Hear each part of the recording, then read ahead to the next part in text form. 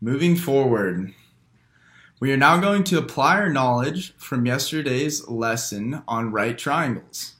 First, let's review our objective.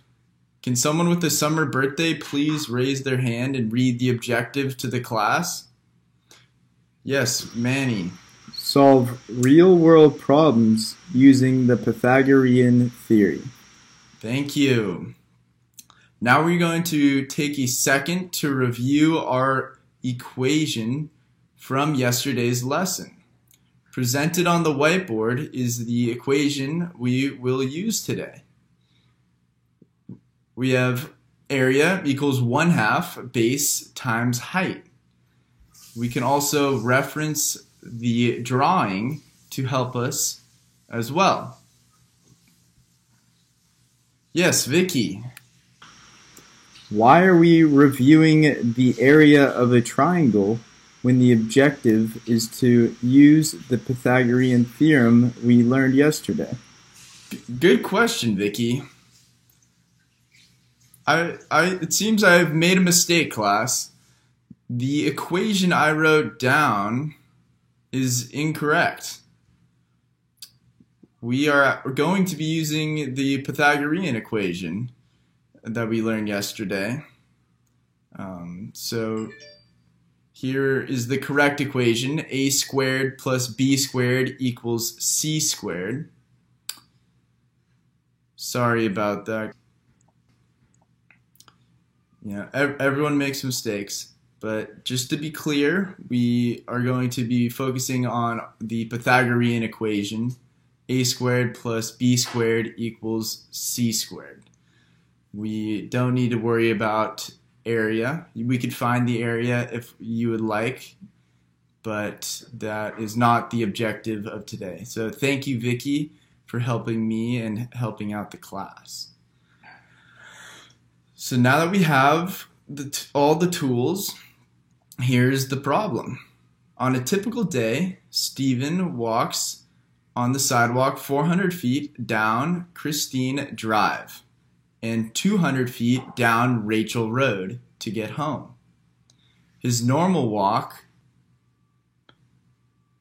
is 600 feet in total. But today, Stephen can take a shortcut. He's going to walk on the new floating bridge that magically appeared last night and goes from his house straight to school, so he doesn't have to walk as far.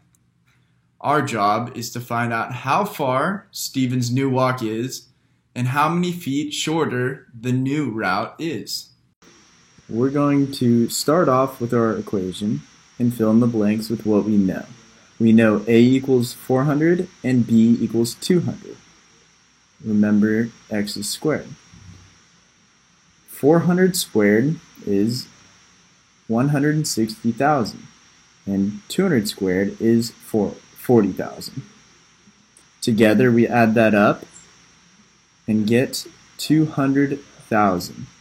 In order to get rid of the x squared, we take the square root of 200,000, and we end up with a distance of about 447 feet. Remember, this is the total distance it takes to get from Stephen's house to school. With the information we now have, we can answer the second part of our question. How many feet less does Stephen walk on his new route versus the old route? Let's start off by looking at the information that we know.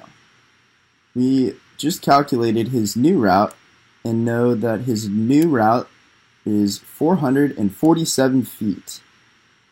We also know the distance of his old route. His old route was 600 feet. Now, to calculate how many less feet Stephen walks on his new route versus the old route, we take the old route, which is 600 feet, and subtract the new route, which is 447 feet, to get a total of 153 feet. Stephen saved 153 feet. All right, everybody. Happy Wednesday. Thank you for your time and being with me today. Some quick reminders before I let you go. I have office hours today from 2 p.m. to 3 p.m. via the Zoom link in the Seesaw weekly schedule. We also have an exam review tomorrow and our exam next Wednesday, August 12th. So if you have any questions, feel free to see me in my office hours. And if not, I will see you guys tomorrow.